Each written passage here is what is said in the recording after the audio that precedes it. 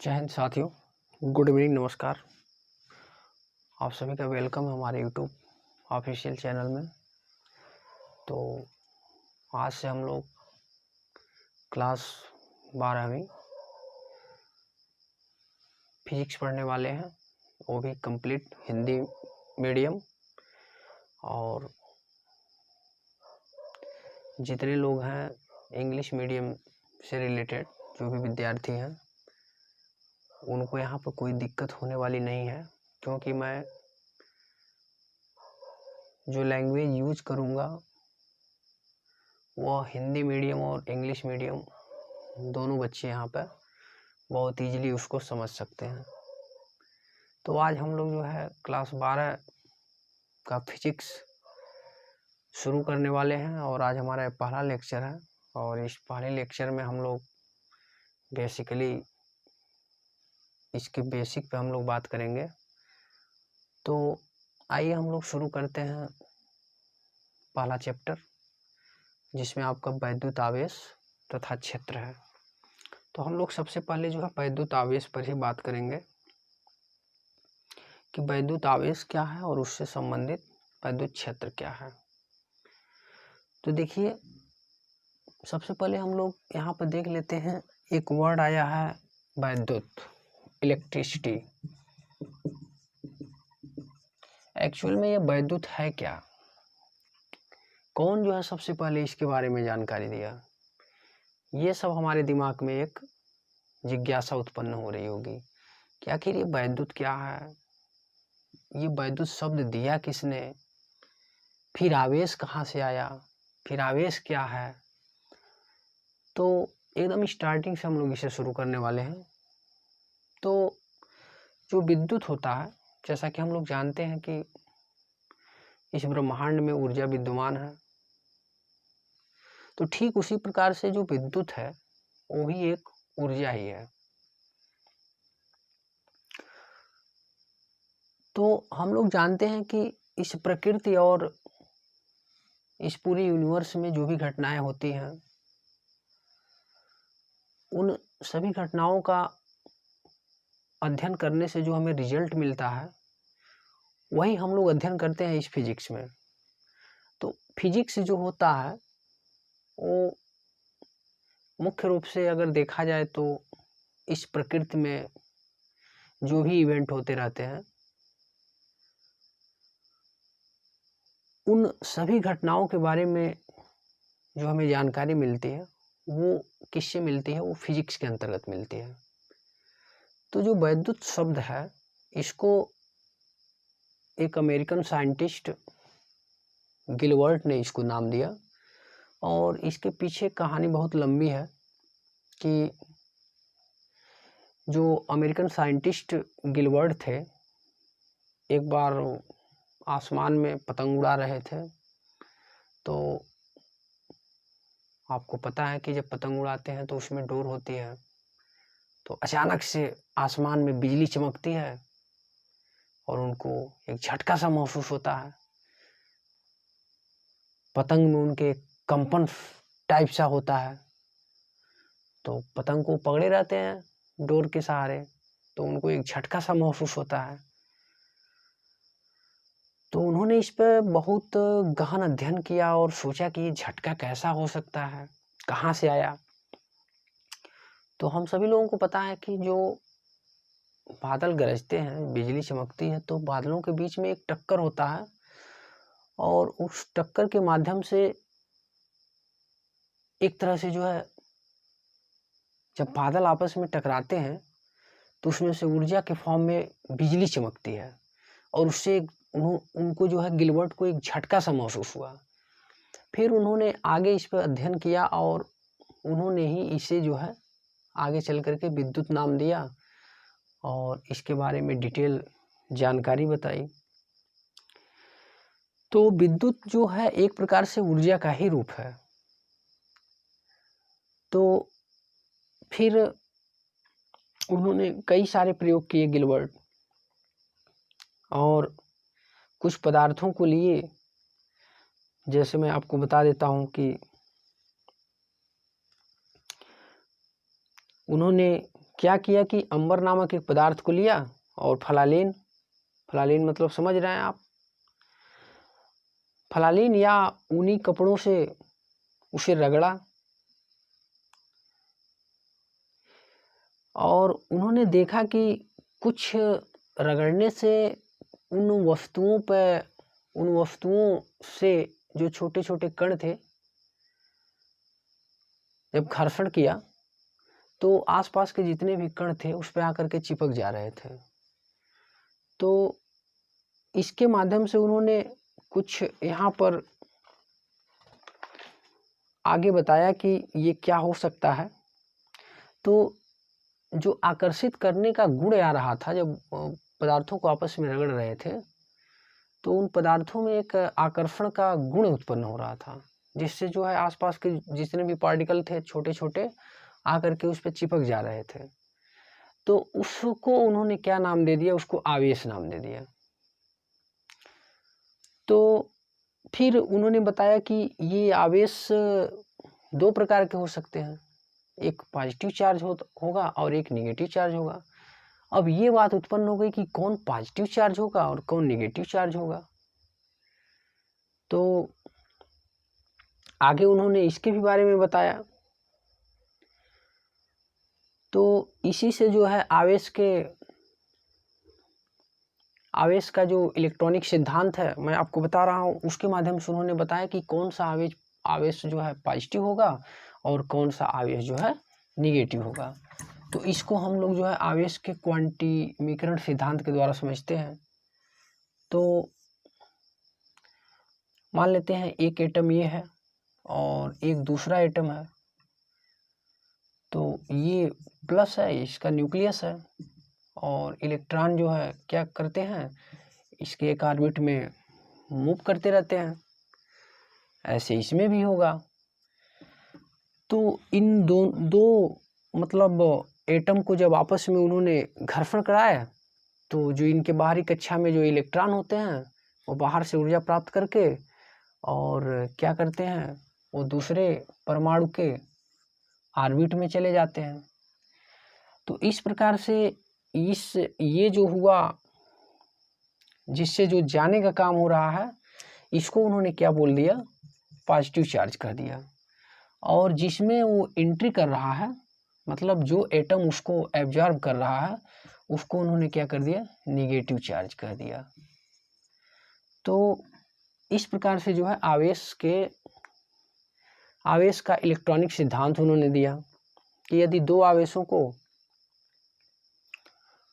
जो न्यूट्रल है, उदासीन है, अर्थात दोनों एटम के ऑर्बिट में सेम इलेक्ट्रॉन है, तो जब उनको आपस में रगड़ा जाता है तो एक परमाणु से इलेक्ट्रॉन दूसरे परमाणु में चला जाता है। तो जिससे जाता है उसको उन्होंने धनावेश नाम दे दिया और जो एटम उसको एब्जॉर्ब करता है इलेक्ट्रॉन को, उसको उन्होंने क्या कर दिया, ऋणावेश कह दिया। तो इस प्रकार से आवेश जो है दो प्रकार का होता है, एक पॉजिटिव चार्ज और दूसरा क्या होता है, निगेटिव चार्ज। तो उन्होंने ये भी बताया कि जो समान प्रकार के आवेश होते हैं उसमें प्रतिकर्षण होता है और जो विपरीत प्रकृति के आवेश होते हैं उसमें क्या होता है, एट्रैक्शन होता है। जैसे अगर हम ये कहते हैं हमारे पास एक प्लस क्यू चार्ज का एक एटम है और एक दूसरा क्या है, माइनस क्यू। तो अगर प्लस क्यू है और माइनस क्यू है, दो आवेश हैं, तो इन दोनों आवेशों में क्या होगा, प्रतिकर्षण होगा। अर्थात एक तरह से बोला जाए कि जो लाइक एटम होते हैं, मतलब लाइक एटम हमने कह दिया, जो लाइक चार्ज होते हैं समान प्रकृति के, वह उनमें क्या होता है, प्रतिकर्षण होता है, रिपल्सन। और जो विपरीत प्रकृति के आवेश होते हैं उसमें क्या होता है, आकर्षण होता है, एट्रैक्शन। तो अब आपको समझ में आ गया होगा कि धनावेश क्या होता है और ऋणावेश क्या होता है। तो इसी को लेकर के हम लोग आगे बढ़ते हैं और मैं आपको जो है वैद्युत आवेश को पहले समझाता हूँ, और उसके बाद तब हम लोग इसको आगे बढ़ाते हैं। तो आइए सबसे पहले हम लोग देखते हैं जो वैद्युत आवेश है वो वैद्युत आवेश है क्या, इसका स्टैंडर्ड डिफिनेशन क्या है। तो मैं हेडिंग लगाता हूँ वैद्युत आवेश, इलेक्ट्रिक चार्ज। मैं पहले ही बोल दिया हूँ कि चाहे इंग्लिश मीडियम स्टूडेंट हो चाहे हिंदी मीडियम स्टूडेंट हो, यहाँ पर लैंग्वेज से आपको दिक्कत नहीं होगी, क्योंकि जो वर्ड मैं हिंदी में यूज करूँगा उसका टोटली मैं इंग्लिश आपको बताऊँगा। वैद्युत आवेश, इलेक्ट्रिक चार्ज,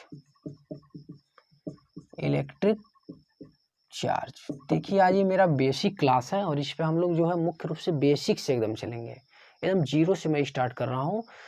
अगर किसी को कुछ भी नहीं आ रहा है तो यहाँ जीरो से वो शुरू कर सकता है हमारे साथ।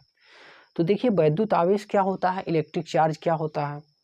तो इसका स्टैंडर्ड जो डिफिनेशन है, किसी पदार्थ का वह गुण जिसके कारण उसमें विद्युत तथा चुंबकीय प्रभाव का अनुभव होता है, उसे हम लोग क्या कहते हैं, वैद्युत आवेश कहते हैं। एक बार फिर से, किसी पदार्थ का वह गुण, किसी पदार्थ का वह गुण जिससे उसमें विद्युत प्रभाव का अनुभव होता है या विद्युत तथा चुंबकीय प्रभाव का अनुभव होता है, विद्युत तथा चुंबकीय प्रभाव का अनुभव होता है, उसे हम लोग क्या कहते हैं, वैद्युत आवेश कहते हैं। किसी पदार्थ का वह गुण, sum property of any matters, किसी पदार्थ का वह गुण जिससे उसमें विद्युत तथा चुंबकीय प्रभाव का अनुभव होता है, उसे हम लोग क्या कहते हैं, वैद्युत आवेश कहते हैं।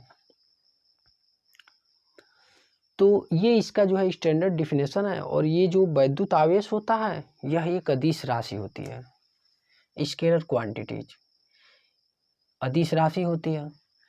वैद्युत आवेश को हम लोग जो है इस प्रकार से डिफाइन कर सकते हैं, Q बराबर प्लस माइनस यानी Q बराबर प्लस माइनस यानी, अर्थात ये क्वांटमाइजेशन का सिद्धांत भी इसे आप बोल सकते हैं, Q बराबर प्लस माइनस यानी। यहाँ पर ये जो है किसी परमाणु में उपस्थित इलेक्ट्रॉन का पूर्ण गुणक के रूप में हो पाया जाना क्या कहलाता है, उस एटम पर कुल आवेश को बताता है। तो यहाँ पे जो Q है ये जो है कुल आवेश है और N यहाँ पर क्या है, इंटीजर फॉर्म में होता है, 0 plus minus 1 plus minus 2 plus minus 3 एज सो ऑन।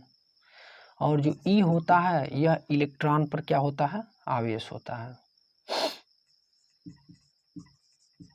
एक इलेक्ट्रॉन पर उपस्थित आवेश। तो अगर हम कुल आवेश की बात करें तो हम बोल सकते हैं कि किसी परमाणु में उपस्थित कुल आवेश उस परमाणु में उपस्थित इलेक्ट्रॉन पर आवेश का पूर्ण गुणक के रूप में पाया जाना क्या कहलाता है, टोटल चार्ज कहलाता है, कुल आवेश। तो Q बराबर प्लस माइनस यानी, ये बहुत ही महत्वपूर्ण सूत्र है नंबर ऑफ इलेक्ट्रॉन फाइंडिंग करने का। तो ये हो गया। अब ये जो आवेश होता है वैद्युत आवेश, इसका मात्रक क्या होता है, कूलाम होता है। वैद्युत आवेश का जो यूनिट होता है वो क्या होता है, कूलाम होता है। तो हम लोग अब कूलाम का डिफिनेशन देंगे। तो कूलाम का डिफिनेशन हम लोग कैसे देंगे, हम लोग कहेंगे एक कूलाम वह आवेश है या एक कूलाम उस विद्युत आवेश के तुल्य होता है जो लगभग 6 × 10⁻18 के तुल्य होता है। मतलब एक कूलाम आवेश,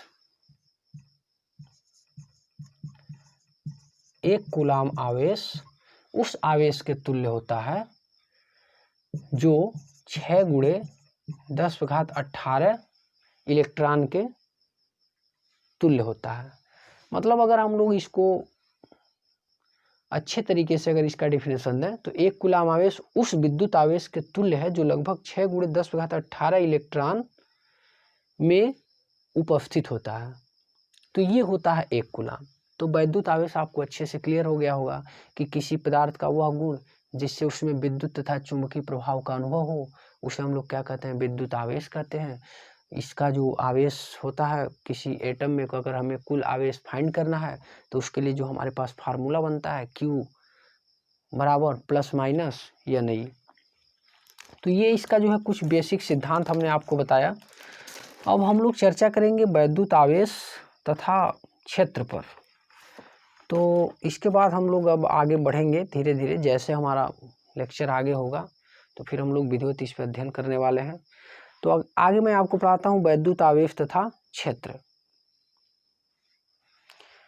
तो अभी आपने यहाँ पे क्या देखा, वैद्युत आवेश देखा। अब मैं आपको बता रहा हूँ वैद्युत आवेश तथा उसका क्षेत्र क्या होता है, इलेक्ट्रिक चार्ज एंड फील्ड। तो देखिए वैद्युत आवेश तथा क्षेत्र, इलेक्ट्रिक चार्ज एंड फील्ड।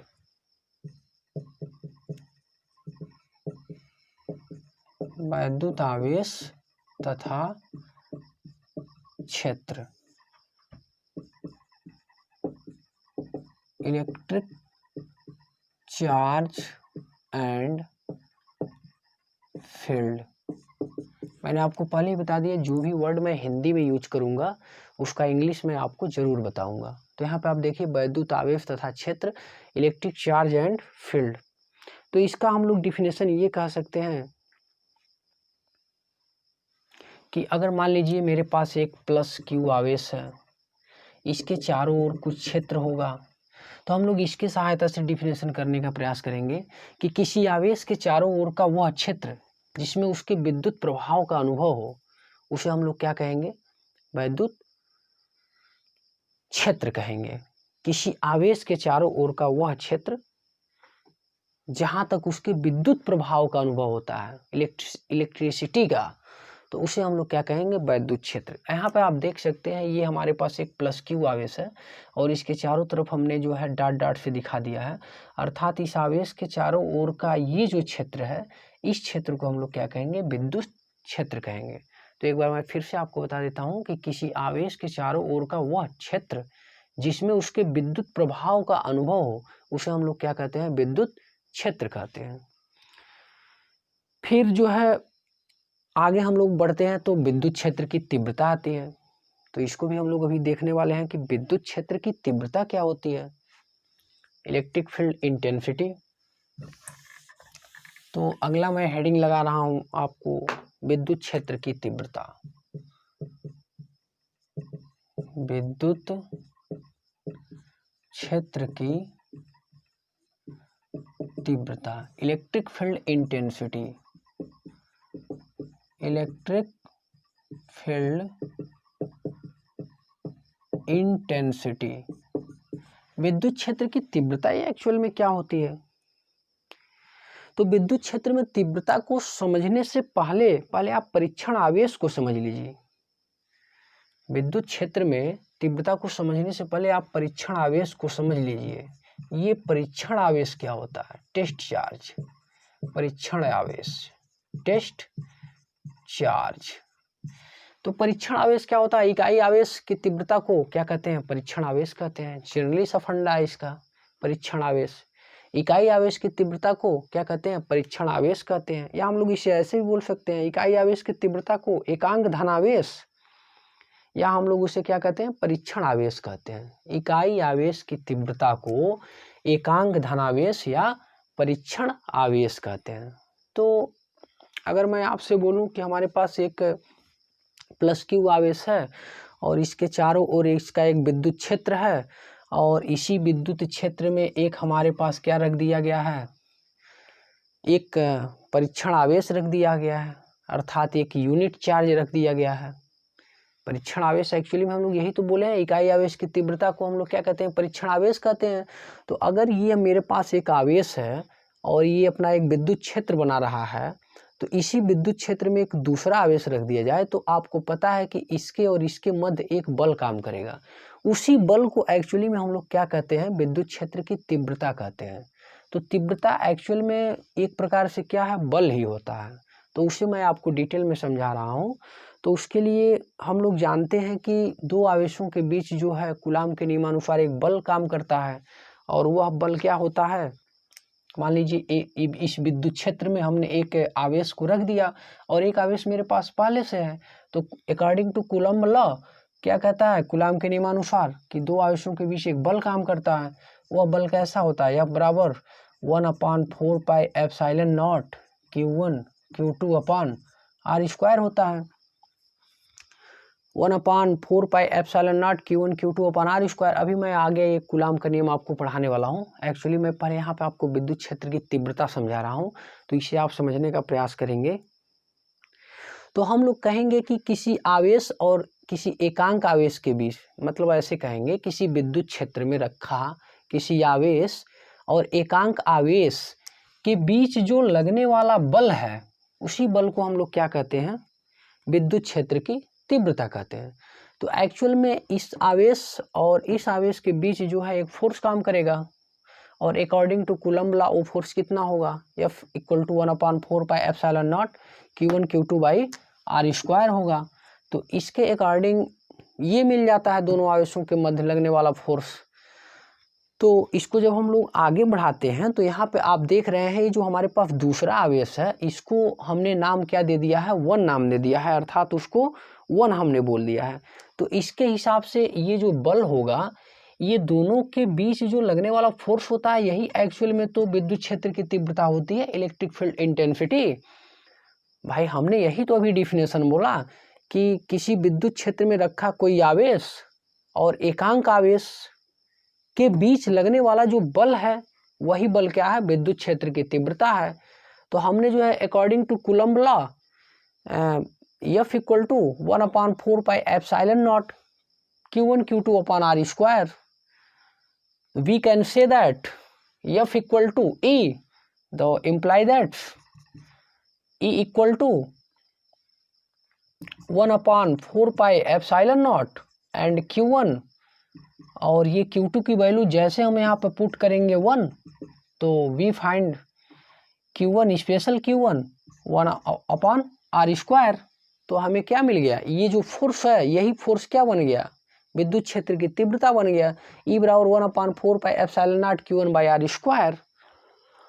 अगर इसे हमने E नाम दे दिया तो बोथ साइड में अगर हमने Q0 से मल्टीप्लाई कर दिया तो ये क्या कितना बनाएगा, Q0 into E = 1/4πε0 and Q0 by R square.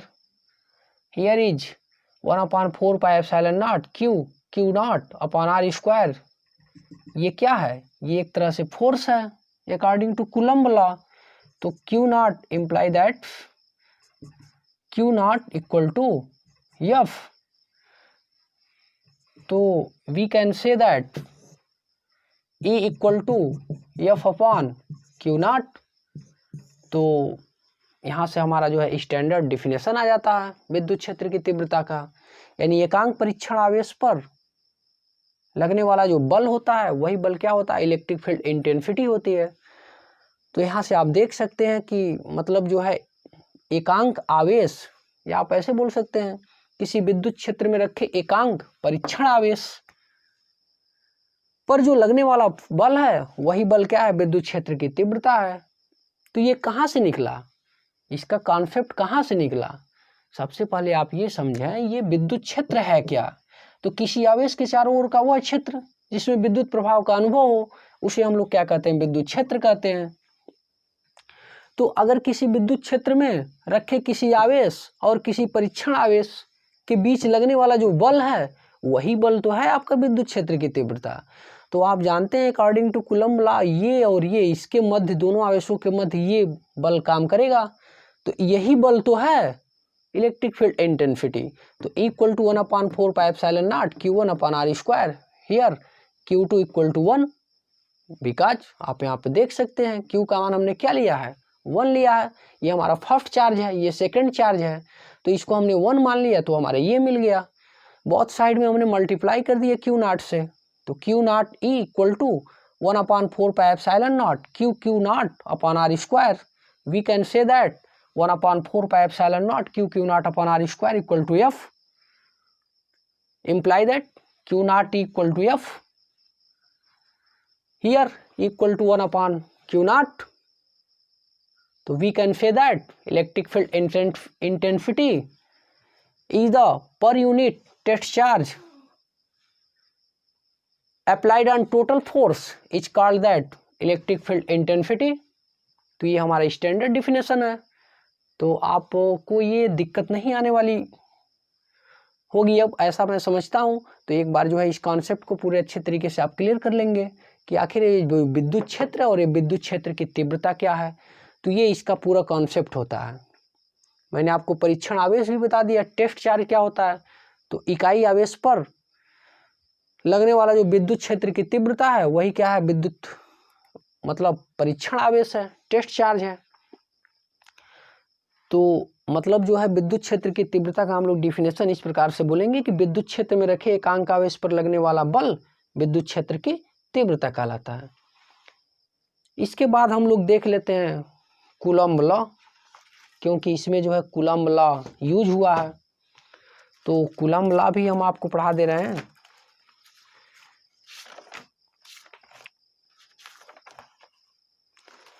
तो आइए देखते हैं कूलम्ब लॉ क्या है।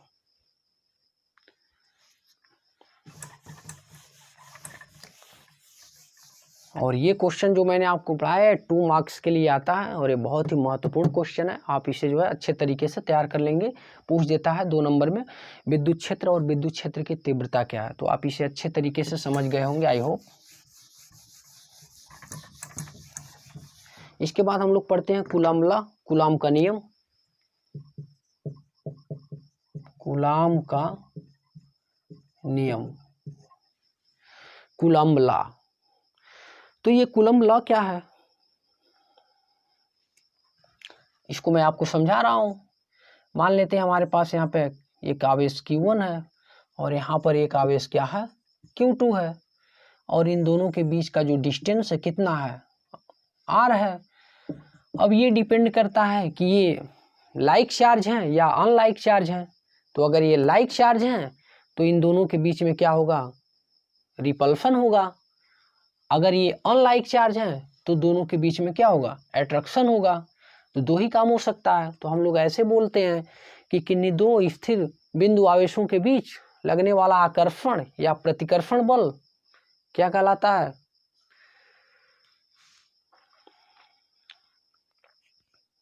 दोनों आवेशों की मात्राओं के गुणनफल के समानुपाती और उनके बीच की दूरी के वर्ग के व्युत्क्रमानुपाती होता है। यही है कूलम्ब का नियम, कूलम्ब लॉ। एक बार मैं फिर से बोल रहा हूँ, किन्हीं दो आवेशों के बीच लगने वाला आकर्षण या प्रतिकर्षण बल दोनों आवेशों के गुणनफल के समानुपाती, अर्थात ये दोनों अगर 2 आवेश हैं एक दूसरे से r दूरी पर हैं, इनके बीच जो लगने वाला बल होगा अर्थात उसे हम नाम दे दे रहे हैं F। तो F समानुपाती Q1 Q2, और दूसरा जो होता है इसका F समानुपाती 1/r²। इसे आप F directly proportional to Q1 Q2 and F universally proportional to 1/r²। तो यही है कूलम्ब का नियम। किन्हीं दो आवेशों के बीच लगने वाला आकर्षण या प्रतिकर्षण बल दोनों आवेशों के गुणनफल के समानुपाती तथा उनके बीच की दूरी के वर्ग के व्युत्क्रमानुपाती होता है। Very simple. तो F equal to Q1 dot Q2 and F मतलब हमने इसको इक्वल टू बोल दिया, F समानुपाती Q1 Q2, और ये रिलेशन मिला के हम लोग एक आगे रिलेशन बना लेते हैं, दोनों को मिलाएंगे तो F समानुपाती Q1 Q2 अपान r²। अब जब इसको जो है प्रोपोर्शनलिटी को हम लोग हटाते हैं, मतलब समानुपात का चिन्ह हटाते हैं इसको बैलेंस करने के लिए, तो F इक्वल टू यहाँ पर क्या जाता है 1/4 पाई एप्सिलॉन नॉट और Q1 Q2 अपान r²। ये जो 1/4 पाई एप्सिलॉन नॉट होती है इसका मैं लिख दे रहा हूँ 1/4 पाई एप्सिलॉन नॉट। इसका जो वैल्यू होता है 9 × 10⁻9 होता है। ये आप याद रखेंगे ताकि आगे जब मैं न्यूमेरिकल आपको सॉल्व कराने वाला हूँ तो वहाँ पर इसका यूज होगा। 1/4 पाई एप्सिलॉन नॉट 9 × 10⁻9 होता है। और स्पेशली जो एप्सिलॉन 0 होती है या एप्सिलॉन नॉट जिसको आप बोलते हैं, उसका मान जो है वह निर्वात के लिए होता है 8.85 × 10⁻−12। 8.85 × 10⁻−12 ये निर्वात के लिए मान होता है। अब मान लीजिए ये जो कूलाम का नियम है ये निर्वात के लिए होता है स्पेशली। लेकिन अगर मान लीजिए अगर कोई माध्यम आ गया, बीच में इनके कोई माध्यम रख दिया गया, जैसे माध्यम क्या हो सकता है, जल हो सकता है, मोम हो सकता है, कांच हो सकता है, अभ्रक हो सकता है, तो उस दशा में कांच, जल, मोम ये सब मीडियम अगर आ जाए, कागज आ जाए, कांच आ जाए, मोम आ जाए, जल आ जाए, इन दोनों आवेशों के मध्य कोई मीडियम अगर उपस्थित है निर्वात के अतिरिक्त, तो उस कंडीशन में ये क्या हो जाता है, यही सूत्र हमारा रहता है सेम वे में, लेकिन यहाँ पर एक डाई इलेक्ट्रिक कांस्टेंट आ जाता है। अभी मैं आपको डिटेल में बताऊंगा डाई इलेक्ट्रिक कांस्टेंट क्या है। तो यही सूत्र हम ऐसे लिख देते हैं, मतलब ये निर्वात के लिए तो सही है हमारा 1/4 pi epsilon not Q1 Q2/r², because if medium कागज, ये कांच, मोम, जल ये सब माध्यम आ जाए तो इसी को हम लोग ऐसे लिखते हैं F बराबर 1/4 पाई एप्सिलॉन नॉट K और Q1 Q2/r²। तो ये बात आपको याद रखना है। ये K क्या है, ये डाई इलेक्ट्रिक कांस्टेंट होता है। इसके बारे में भी हम लोग आगे पढ़ेंगे। तो एक बार मैं फिर से आपको रिवाइज कर देता हूँ। ये कूलाम का नियम है। कूलाम का स्टैंडर्ड जो डिफिनेशन है, किन्हीं दो स्थिर बिंदु आवेशों के बीच लगने वाला आकर्षण या प्रतिकर्षण वैद्युत बल दोनों आवेशों की मात्राओं के गुणनफल के अनुक्रमानुपाती और उनके बीच की दूरी के वर्ग के व्युत्क्रमानुपाती होता है। किन्हीं दो आवेशों के मध्य लगने वाला आकर्षण या प्रतिकर्षण बल, मैं आकर्षण या प्रतिकर्षण बल बोल रहा हूँ, इस शब्द पे आपको ध्यान देना है।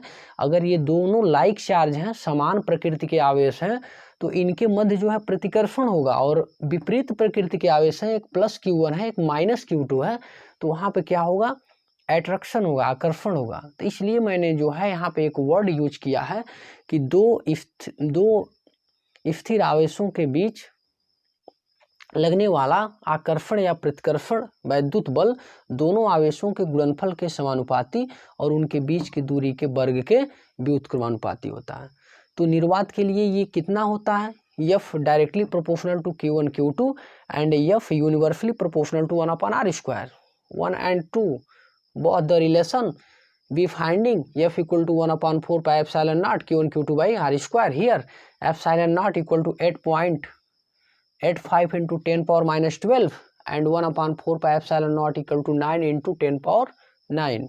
तो ये है कूलाम का नियम। ये एक्चुअली ये 2 मार्क्स में आपके बोर्ड एग्जाम के लिए पूछता है। तो ये बहुत ही महत्वपूर्ण क्वेश्चन है, कूलाम का नियम।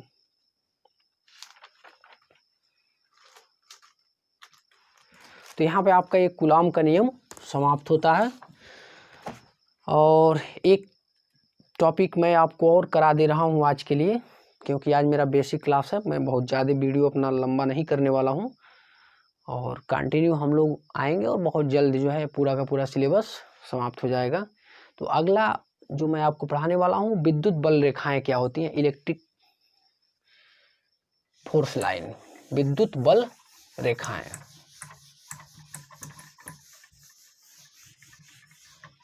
तो देखिए विद्युत बल रेखाएं क्या हैं, इलेक्ट्रिक लाइन फोर्स या इलेक्ट्रिक फोर्स लाइन, विद्युत बल रेखाएं, विद्युत बल रेखाएं।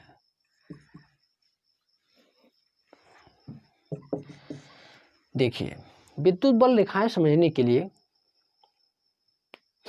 सबसे स्टैंडर्ड डिफिनेशन है, अगर मान लो ये मेरे पास कोई आवेश है तो इसके चारों ओर एक इसका विद्युत क्षेत्र उत्पन्न होगा ना। हमने अभी तो आपको यही बताया, विद्युत क्षेत्र, किसी विद्युत आवेश के चारों ओर का वह क्षेत्र जिसमें विद्युत प्रभाव का अनुभव, वही विद्युत क्षेत्र कहलाता है। तो यहाँ पे सपोज दैट एक मेरे पास क्यू आवेश है और यहाँ पे एक हमने एक परीक्षण आवेश रख दिया, एकांक परीक्षण आवेश, एकांक धन परीक्षण आवेश। तो धन धन है तो दोनों के बीच रिपल्सन होगा, प्रतिकर्षण होगा, तो ये इसको रिपेल करेगा उधर ना। तो अगर यहाँ पर एक कोई दूसरा माइनस क्यू आवेश है तो ये क्या करेगा, इसको कहेगा कि मेरे तरफ आ जाओ, ये अपने तरफ बुलाएगा और ये वाला उसको धक्का मारेगा। यही प्रोसेस होता रहेगा ऐसे। तो इसका हम लोग यहीं से इसका डिफिनेशन बना लेते हैं कि विद्युत क्षेत्र में रखा एकांक धन आवेश जिस पथ पर चलता है उन बिंदुओं को विद्युत बल रेखाएं कहते हैं। मतलब विद्युत क्षेत्र में रखा एकांक परीक्षण आवेश जिस पथ पे होकर के चलता है उसी पथ को हम लोग क्या कहते हैं, विद्युत बल रेखाएं कहते हैं। सिंपल सा फंडा है एकदम। विद्युत क्षेत्र में रखा एकांक परीक्षण आवेश जिस पथ से होकर गमन करता है उस पथ के सभी बिंदुओं को मिलाने वाली जो रेखा है वही रेखा क्या कहलाती है, विद्युत बल रेखाएं कहलाती है। इसके कुछ प्रॉपर्टीज होते हैं, some properties of electric force line. तो ये मैं आपको बता देता हूँ, ये some properties of electric forces line, ये कुछ गुण होते हैं इन रेखाओं के। सबसे पहली बात, ये जो इलेक्ट्रिक फोर्स लाइन होती है ये धन सिरे से शुरू होकर के और ऋण सिरे पे जा करके समाप्त हो जाती है। पहला कंडीशन ये हो गया। और जहाँ पे विद्युत बल रेखाओं की संख्या अधिकतम होती है वहाँ पे विद्युत क्षेत्र की तीव्रता क्या होती है, अधिकतम होती है। ये दूसरा फैक्ट हो गया। तीसरा फैक्ट क्या हो गया कि अगर हमें विद्युत बल रेखाओं के किसी बिंदु पर हमें विद्युत क्षेत्र की तीव्रता की दिशा ज्ञात करनी है तो ये कैसे हो सकता है। सपोज दैट हमको इस पॉइंट पे जो है इलेक्ट्रिक फील्ड इंटेंसिटी डायरेक्शन पता करना है, तो कैसे पता करेंगे। तो इसके लिए हम लोग यहाँ से एक टेंजेंशियल खींच देते हैं, टेंजेंस लाइन स्पर्श रेखा खींचते हैं। तो स्पर्श रेखा की दिशा क्या बताती है, विद्युत क्षेत्र की दिशा को बताती है। तो ये भी इसका एक प्रॉपर्टी हो गया। फिर अगली प्रॉपर्टी क्या है, electric field line never across other. मतलब जो है इलेक्ट्रिक मतलब विद्युत बल रेखाएं एक दूसरे को कभी नहीं काटती हैं। ऐसा क्यों होता है, इसके पीछे रीजन है, क्योंकि हम लोग जानते हैं क्योंकि एक और एक बिंदु से केवल एक ही स्पर्श रेखा खींची जा सकती है और यहाँ से दो स्पर्श रेखाएं हो रही हैं इस बिंदु से, तो ऐसा हो नहीं सकता। इसलिए ये निष्कर्ष जो है ये गलत हो जाता है। मतलब विद्युत बल रेखाएं एक दूसरे को कभी नहीं काटती हैं। तो ये सब इसका रीजन है। और विद्युत बल रेखाएं या तो लंबवत आकर्षित होती हैं या तो लंबवत प्रतिकर्षित होती हैं। अगर ऐसे बन रही है विद्युत बल रेखाएं तो इसके नीचे इस प्रकार से बनेंगी, एक दूसरे को या तो लंबवत प्रतिकर्षित करेंगी या तो लंबवत आकर्षित करेंगी। यहाँ आप देख रहे हैं ये लंबवत आकर्षित है और इधर ऐसे हमने बनाया, लंबवत क्या है, प्रतिकर्षित है। तो ये सब इसके प्रॉपर्टी में आते हैं। तो ये हमारा आज का बेसिक क्लास था और मुख्य रूप से आपको हमने यहाँ पे क्या पढ़ाया, विद्युत क्षेत्र और विद्युत क्षेत्र की तीव्रता पढ़ाया, कूलाम का नियम पढ़ाया और विद्युत बल रेखाएं हमने आपको यहाँ पे बताया। तो आई होप आप अच्छे से इसे तैयार कीजिए और पूरा अच्छा से नोट्स बनाइए, वीडियो को रोक रोक करके बीच में। और अगर आपको वीडियो अच्छा लगा हो तो लाइक शेयर और सब्सक्राइब कीजिए। और आपको मैं बता दूं यहाँ पे कोई आपका चार्ज नहीं है, एकदम फ्री ऑफ क्लास है। ज़्यादा से ज़्यादा वीडियो को शेयर करें, अधिक से अधिक इसका लाभ उठाएं। वेलकम।